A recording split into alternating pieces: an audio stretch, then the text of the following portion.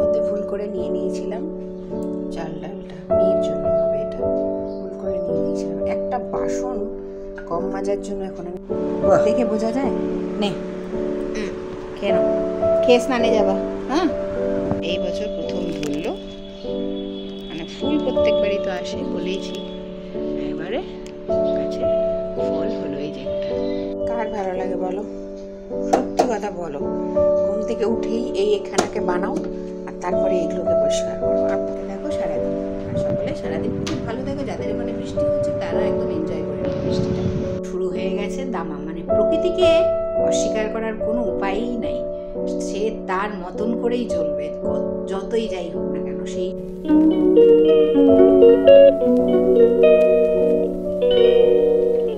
কার ভালো লাগে বলো, সত্যি কথা বলো, ঘুম থেকে উঠেই এই এখানাকে বানাও আর তারপরে এগুলোকে পরিষ্কার করো। আর ভালো বিরক্ত লাগে, আর মানে এত বাজে আশীর্বাদ। আমি ওকে আর আনবো না ঠিক করেছি বাড়িতে, কিন্তু না আনলেও হবে না। ওর আটাটা সত্যিই খুব ভালো, নরম, মাখতে হয় না বেশিক্ষণ, একটু ঠান্ডা হলো তারপর। এই হচ্ছে ঘটনা, ছেড়ে ফেলতে হয় ফটাফট করে।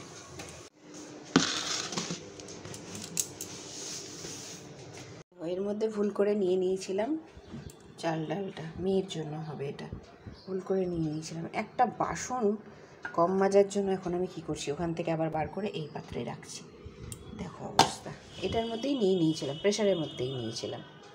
আজ হচ্ছে রবিবার, সুপার সানডে, সেই জন্য সকালের একটু জলখাবার অন্যরকম হবে। যদিও আজকে আমি আর লুচি করিনি, কারণ এত গরম আমার আর কিছুই সাহসে কুলাচ্ছে না।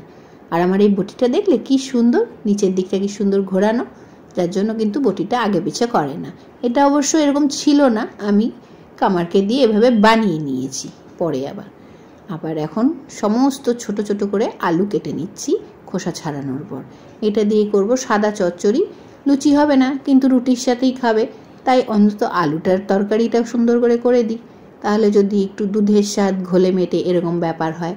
তারপরে কেটে নিলাম একদম মেয়ের জন্য বিভিন্ন সবজিগুলো, যেগুলো ভাতে এখন সেদ্ধ দেব, এর সাথে ডিমও দেবো, গাজর, মিষ্টি কুমড়ো, আলু, তার সাথে অনেক সময় আমি দিয়ে থাকি পটল। এখন আজকেও তাই দিয়েছি। এই দেখো ইন্ডাকশানে এখন বসিয়ে দেবো মেয়ের জন্য। আরেকদিকে খিচুড়ি তো না, সেদ্ধ ভাত, কিন্তু তার আগে ওই যে বললাম চাল ডাল দিয়ে ফেলেছিলাম মেয়েরটা, কিন্তু সেটা আর এখন দেবো না, সেটা নামিয়ে রেখে আগে তরকারিটা করে নিচ্ছি। তরকারিটা নামিয়ে রেখে তারপরে আমি সেদ্ধ ভাতটা বসাবো, তাহলে আর অসুবিধা হবে না, মেয়ে যখন খাবে গরম গরমই দিতে পারবো। বন্ধুরা, আশা করি তোমরা সকলেই ভালো আছো, তোমাদের ভালোবাসায় আমরাও ভালো আছি। এখন যা অবস্থা, কখন রুমাল কখন যে কি আসবে বোঝা বড্ড দায়। তাই এখন সবাই সেই চাতক পাখির মতন সেদিকে তাকিয়ে বসে আছে। আর আমার বর কী করছে, যখনই মনে হচ্ছে যেন একটু মেঘ দেখা যাচ্ছে আকাশের, সাথে সাথে পাম্প ছেড়ে ওভারফ্লো করে দিচ্ছে। এই ওভারফ্লো হওয়ার জল মানে একদম ট্যাঙ্কি ভর্তি, এটা যদি দুপুরবেলা পর্যন্ত থাকে গায়ে দেওয়া যাবে না, জানো তো, একটু টয়লেটে যাওয়া যায় না। দেখো অবস্থা আপাতত আকাশে, এখন সকাল 7টা বাজে, সূর্য মামাটাকে ঢেকেছে, কিন্তু ওই পাশে দেখো এখনো পর্যন্ত সূর্য মামা তো এখন ওইখানে, ওই দিকটায় দেখো সদ্য উঠেছে, সে একদম তাকিয়ে আছে। তবে এই দিকটায় কিন্তু বেশ মেঘ, ওই জন্য ছায়া পড়ে আছে, রোদ পড়ছে না, কোথাও রোদ আসেনি এখনো। আর সেই আনন্দে সে ট্যাঙ্ক ভরে ফেললো, বোঝো। তা চলো আজকের বর্তমান পরিস্থিতি, মানে যেটুকু ভালো সেটুকু দেখেই শুরু করলাম আজকের ব্লগটা। এখন থেকে সামনে থাকো আর দেখতে থাকো পুরো সারাদিনের ব্লগটা। আর এদিক থেকেও দেখো, এদিক থেকে বেশি ভালো লাগছে, গাছগুলো এদিকে বেশি, তো ওইদিকে তো খালি বিল্ডিং আর বিল্ডিং। আমার ছাদেই যা একটু গাছ, আর তো কোথাও গাছ নেই। আমার ছবিটা যেন কেমন লাগছে। যাই হোক, যাই লাগুক, চারিদিকের পরিবেশ ভালো লাগলো। পেপারওয়ালা চলে এসছে, দেখতে থাকো সারাদিন। আর সকলে সারাদিন খুব ভালো থাকো, যাদের ওখানে বৃষ্টি হচ্ছে তারা একদম এনজয় করে নেয় বৃষ্টিটা। ফালতু সব জয়েন্ট দেয় কেন বলো, যেই ধরা পড়বে ওই ভয়ের চোটে এখন কিছু বলছে না। কত বক্তব্য, কত বক্তব্য। মিটি মিটি হাসলে তো হবে না, এক্ষুনি আমাকে যেটা বললে ওটা একটা বলে দেখো সবাইকে। সবাই ডাক্তার, তুমি সবার কথা তো বলনি, আমাকে বলেছো ইয়েস অর নো যে আমি ডাক্তার না, শুধু শুধু জয়েন্ট দেয়, জয়েন্ট না দিয়েই আমি ডাক্তার হয়ে গেছি। আমি কি বললাম কথাটা,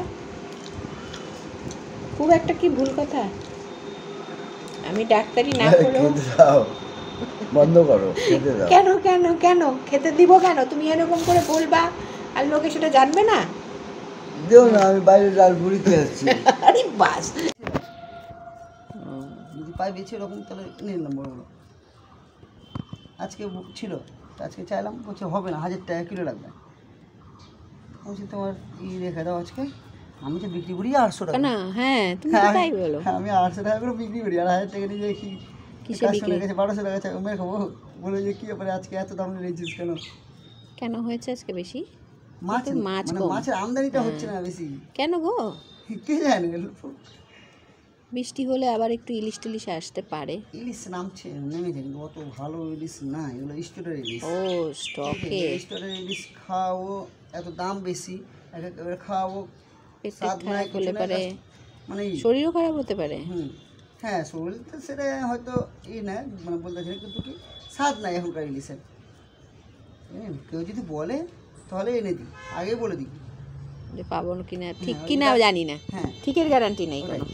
এই যে ডাক্তার মাঝে মধ্যে নেই তো, ওই যে সেই তোমার ডাক্তার, শঙ্কর বিশ্বাস উনি নেন মাঝে মধ্যে, আমাকে ফোন করে, মানে ইলিশের জন্য ফোন করলে তখন আমি বলে দিই আগে ইলিশ দিব, কিন্তু স্বাদ হবে কিনা আগেই বলে দিচ্ছি। আমার গাছের লেবু দেখিয়েছিলাম, এখন আবার কত বড় হয়ে গেছে। এই বছর প্রথম ধরলো, মানে ফুল প্রত্যেকবারই তো আসে বলেইছি, এবারে গাছে ফল হলো। এই যে একটা দেখতে পাচ্ছ পাতার ফাঁকে, দেখাই, এইটুকুই হয়েছে এবার, আর কিছু করার নাই, যথেষ্ট। প্রথমবার ফল ধরাতে পেরেছি, এই বিশাল ব্যাপার। এর যে কী আনন্দ মানে বলার না, একটা ধরলেও আমার বিশাল আনন্দ হতো, কারণ বহু বছর ধরেই চেষ্টা করছি। এই গাছটা আমি নিজে কলম করেছিলাম বড় একটা গাছ থেকে, সেই গাছের লেবু। খুব আনন্দ, খুব আনন্দ লাগে জানো তো, যখন এরকম নিজের গাছে ফল আসে, তার আর আনন্দ, মানে দিয়ে থুয়ে খেতে আরও বেশি আনন্দ লাগে। মাছওয়ালার কাছ থেকে দেখলেই যে মাছ নিয়ে নিলাম, একটা নিয়েছি বড় রুই মাছ, অর্ধেকটা বোধহয় কাউকে বিক্রি করে দিয়েছিল, আর অর্ধেকটা এখন নিয়েছি আমি। তার থেকে কিছুটা নিয়ে নিলাম, হলুদ লবণ মাখিয়ে নিব, ভাজবো এগুলো। আজকে 2 রকমের মাছ করব, আর তার সাথে ওই দেখো পেছনে চিংড়ি মাছ, এটাকে আমি একটা অন্য রেসিপি করব চিংড়ি মাছ দিয়ে। চলো দেখাই, আজকে ফেভারিট আমার একটা রান্না রাঁধবো, যেটা শুধুমাত্র আমার ফেভারিট এই বাড়িতে, আর নিজের পছন্দের রান্না অনেক দিন পর করব, সেই জন্য মনটা বেশ খুশি। চিংড়ি মাছ আর এই বড় অর্ধেকটা রুই মাছ, এটাই 1 কেজির ওপর ছিল, মানে ওর প্রায় 2 কেজি মাছ ছিল সেটা। আর নিয়েছি রায়খয়রা, রায়খয়রাটা রেখে দিলাম, আর আজকে এটা করব। এই দেখো চিংড়ি মাছ বাটা বানাবো, এটা আমার ভীষণ পছন্দের একটা খাবার, মানে আমি ভীষণ পছন্দ করি চিংড়ি মাছ বাটা। তাই এবার এটা কি কি দিয়ে বাটলাম দেখলেই, একটু শুকনো লঙ্কা বেশ খানিকটা রসুন, তার সাথে চিংড়ি মাছ কাঁচা অবস্থায় বেটে নিলাম। কাঁচা অবস্থায় বাটলে না বাটাটা খুব মিহি হয়। এখন বেশি করে একটু তেল দিলাম, ও এর মধ্যে একটু কালো জিরেও দিয়েছিলাম, মানে বাটার আগেই কালো জিরেও এর সাথে বেটেছি। এখন দেখো তেলের মধ্যে ছেড়ে দিলাম, হলুদ লবণ দিয়ে ভালো করে নেড়ে ছেড়ে, রঙটা যখন পুরো এরকম হয়ে আসবে তখন বুঝবে তোমার রান্না হয়ে গেছে। মাঝে মাঝে না নিজেকেও প্রায়োরিটি দেওয়াটা ভীষণ ভীষণ পরিমাণে প্রয়োজন, আমি যা দেখি, মনটাও ভালো থাকে আর তার সাথে সাথে কাজেও উদ্যমতা বাড়ে। আর সবার শেষে আজকে রান্না করেছি মুসুর ডাল।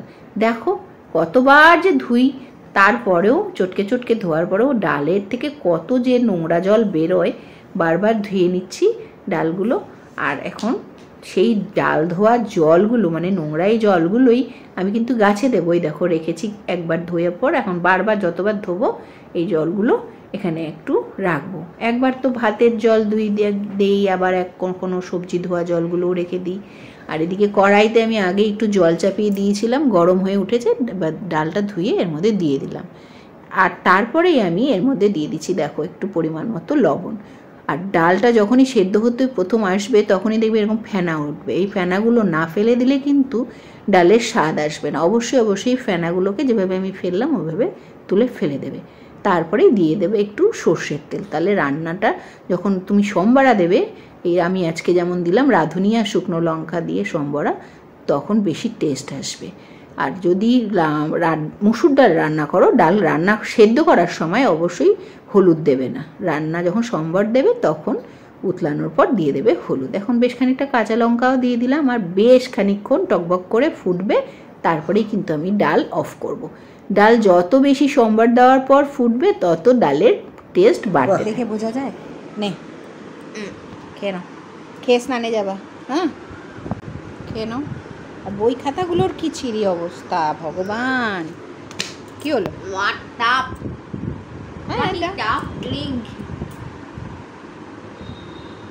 খেতে বলেছি খাও, কেন ভালো না? ডাবের জুস ভালো, ডাবের জল বলে ভালো, তাহলে ভালোই দিয়েছে। তোর ছোটটা কি সুন্দর পিঙ্ক পিঙ্ক। শুভ দুপুর বন্ধুরা, অনেক দিন পর দুপুরবেলায় একটু তোমাদের সাথে কথা বলতে আসতে পারলাম, কারণ ওয়েদারটা একটু ডাউন হয়েছে। আর সেইটার গল্পটা করতেই হবে তোমাদের সাথে, যতই কাজ থাকুক আর যাই থাকুক। রুমেল বা রুমাল, যে যেই ভাষাই বলো না কেন, রেমাল সেটা আরবি একটি শব্দ, যার আক্ষরিক অর্থ হচ্ছে আরবি ভাষায় বালি। সেটা আছড়ে পড়ার সম্ভাবনা স্থলভূমিতে যা দেখাচ্ছে খবরে, আজকে মধ্যরাত্রে, মানে আজ রবিবার সুপার সানডে, সেটার মধ্যরাত্রে।